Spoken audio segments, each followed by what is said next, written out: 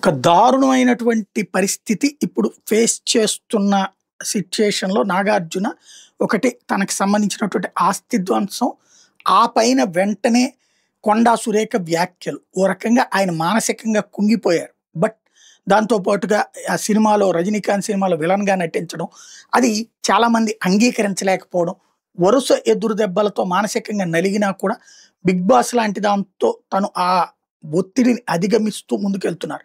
కానీ గతంలో ఉన్నటువంటి ఆహ్, టెంపో తక్కువగా కనబడుతుంది. ఎందుకంటే ఆయనలో మానసిక సంఘర్షణ ఉంది.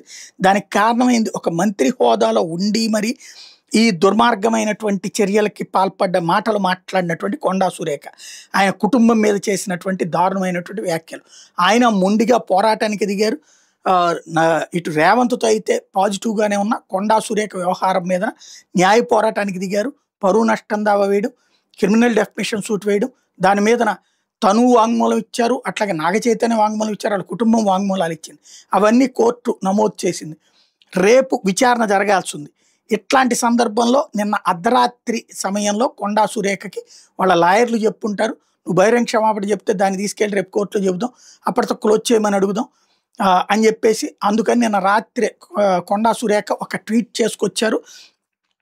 తను పొరపాటున మాట్లాడని తన మాటలను ఇంతకు ముందు అయితే గనక తన మాటలను ఉపసంహరించుకునే ప్రసక్తే లేదని చెప్పినటువంటి ఆవిడ ఏది ఇప్పుడేంటి పశ్చాత్తాపం వ్యక్తం చేస్తూ నాగార్జున కుటుంబాన్ని కించపరిచే ఉద్దేశం నాకు లేదు. నాగార్జున బాధపడి ఉంటే చింతిస్తున్నా.